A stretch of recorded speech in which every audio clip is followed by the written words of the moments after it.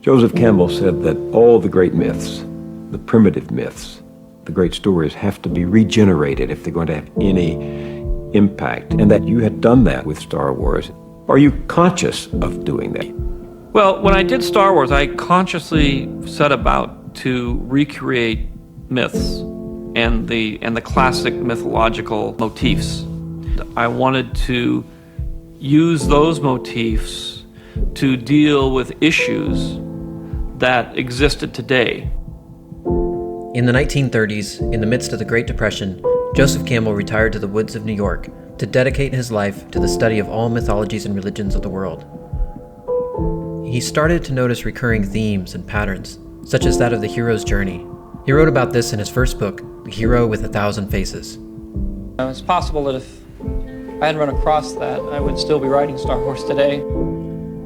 Campbell noticed that in traditions all over the world, we find stories of people living ordinary lives who are called to the hero's adventure. They meet mentors who guide them across the threshold and teach them key lessons. Let go your conscious self and act on instinct. See? You can do it. You must unlearn what you have learned. All right, I'll give it a try. No! Try not. Do. Or do not. There is no try. My last mentor probably was Joseph Campbell. Joe Campbell, who asked a lot of the interesting questions and exposed me to a lot of things that made me very interested in a lot more of the cosmic questions and the mystery. I put the Force into the movies in order to try to awaken a certain kind of spirituality. The hero sets off on a road of trials, each one offering a lesson in overcoming their fears, discovering true love, and finding their true self. The final transformation is often symbolized by a literal death of the old self and a rebirth of the new.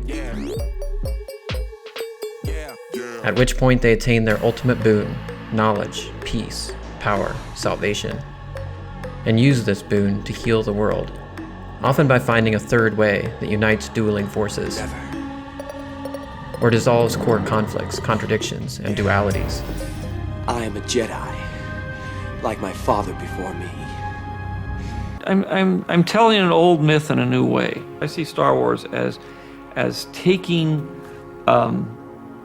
all of the issues that religion represents and trying to distill them down into a more modern and more easily accessible construct that people can grab onto to accept the fact that there is a greater mystery out there. I don't believe it. That is why you fail. Campbell worried that the wisdom of great traditions was not being heard. He worried that our arguments over whether or not a story is literally true or not led us to miss the way in which such stories could reveal key lessons for our lives. He called on artists to remake the myths in ways that they could speak to our lives today. George Lucas was the first to heed the call. If it's a tool that can be used to make old stories be new. Soon after that, a memo started floating around Hollywood. Written by Christopher Vogler, the memo summarized Campbell's work, and soon movies were utilizing the formula. Of course, Joseph Campbell and his analysis of the hero's journey. We took in all of that as we began to shape the story. While some think this has made Hollywood too predictable, it has also allowed Hollywood to use one of humankind's most powerful tools, the art of storytelling, to explore the core conflicts, contradictions, and dualities of our time. Take The Matrix, for example. We have an ordinary guy called to adventure. He meets a mentor to help him across the threshold and give him some key lessons. Come on, stop trying to hit me and hit me. He goes on a road of trials to overcome his fears. What is he doing? He's beginning to believe. Discover true love and finds his true self. The final transformation is marked by a death of the old self and rebirth of the new. At which point he receives the ultimate boon, knowledge of what is really going on, and uses this boon to heal the world.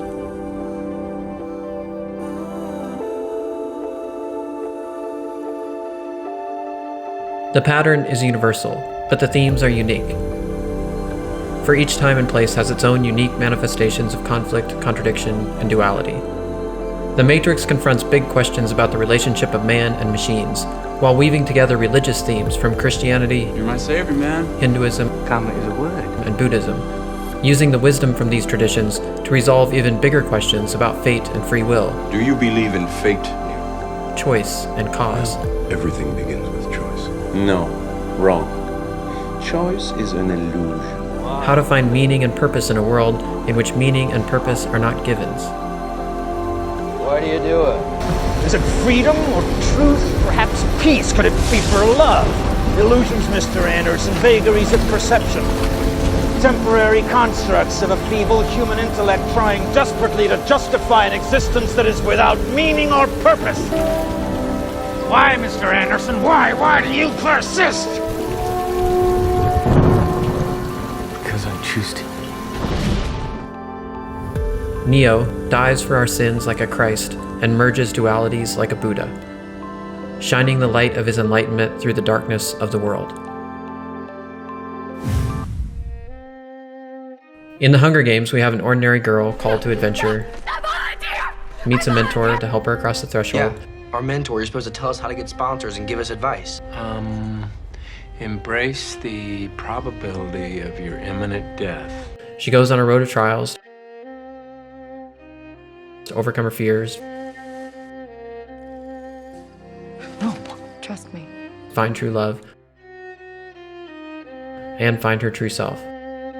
The final transformation is marked by a death of the old self and rebirth to the new, at which point she receives the ultimate boon, knowledge of what is really going on. This is the revolution, and you are the Mockingjay. The Hunger Games explores how to be authentic and free in a society of illusion and control. Big smiles for the camera in 3, 2, 1. The Hunger Games are not just in the arena. Society itself is a game of strategy and deceit. So she has to keep acting to stay alive, but the act is tormenting her. Tell us what you really think! Through the trials, she finds her way toward her true self. She makes choices that are not just strategies. She realizes who she truly loves.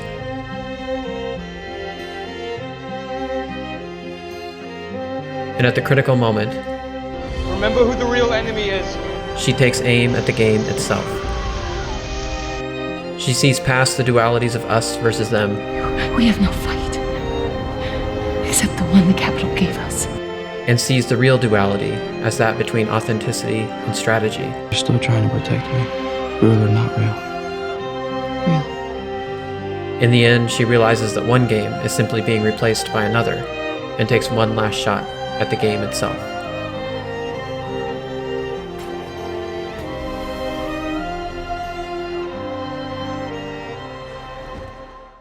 Even a seemingly simple animation like Rango can confront big questions using the power of the hero narrative. Rango is an ordinary lizard called to adventure, meets a mentor that helps him across the threshold, Follow your shadow. goes on a road of trials to overcome his fears and find his true self. The final transformation is marked by a death of the old and rebirth of the new, at which point he receives the ultimate boon, knowledge of what is really going on, and uses this knowledge to save the world. Rango is especially interesting because it explicitly plays upon the hero narrative. I know who I am. I'm the guy, the protagonist, the hero. And it calls forth some of Campbell's most precious insights. What are you talking about? Enlightenment. Help me up, and I will help you find what you see. If you want to find water, you must first find dirt. Campbell famously said that myths are not just true or false, they are metaphors. It's a metaphor. Our job is not to decide if they are true, but to see how they might guide us or bring us together. Rango plays the part of the hero looking for his path. Who exactly are you? Searching for his true bliss, trying to find his true self. Who am I? I could be anyone. He lives a lie, an inauthentic life, and tries to get everyone to believe in him. So you want something to believe in, Spoons? Believe in me. But ultimately, he has to face his own lies. You didn't do any of them things you said, did you? Who are you? Who am I? I'm nobody. But being nobody allows him to move beyond his fear, submit to the world. And he wakes up on the other side of the road, Excuse me, Mr. Spirit, sir? where he learns that his struggle to get people to believe in him was misguided. I don't even know what I'm looking for anymore. I don't even know who I am. He doesn't have to know who he is. They used to call you the man with no name. Doesn't matter what they call you. It's the deeds make the man. He learns that names and beliefs don't matter. Need some kind of hero. Then be a hero. Oh, no. You don't understand. I'm not even supposed to be here. That's right. You came a long way to find something that isn't out here. Don't you see? It's not about you. It's about them. But I can't go back. Don't know that you got a choice, son. Myths help you to have your own hero's journey. No man can walk out on his own story. Find your individuality. That hopefully reminds you that you're part of a whole and that you must also be part of the community. So you made it. That's right, amigo. The other side of the road. Everybody has a choice of being a hero or not being a hero every day of their lives. See that? We each see what we need to see. Beautiful, isn't it? And it's not a grand thing. You know, you don't have to get into a giant laser sword fight and blow up 3 spaceships to become a hero. Yeah. It is. Come, my friend. I want to show you something. When I first started teaching about the hero's journey, I had this student in my class.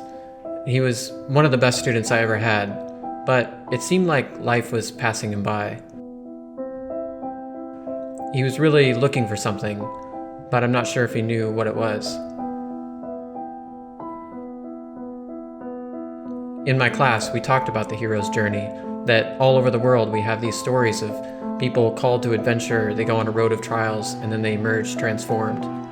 And in the class, there was this girl who really was a hero, who had gone on a road of trials. They were a perfect match.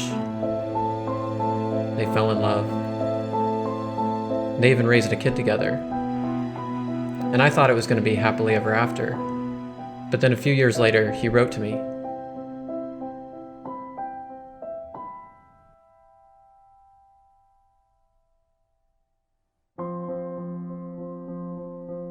After that, he says he just started running. He would run day and night, sometimes up to 20 miles a day. Month after month, he just kept running. He says it was something he couldn't not do. He ran and ran, trying to figure out what went wrong. And then one day, he was running in the park, and he could suddenly see himself, like as if he were outside his own body, looking down on himself. And he saw this guy running through the trials of life. And for the first time, he had a sense of compassion for himself. And he looked down and he said, "My goodness, you're a hero." But not in the sense of, I'm a hero and I'm better than everybody else. More like, there's heroes all around me. And he just started running through the park, seeing heroes everywhere he went. And it was this wisdom and compassion that he says ultimately healed his relationship.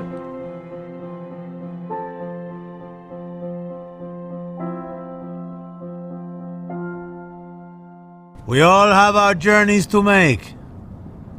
I will see you on the other side.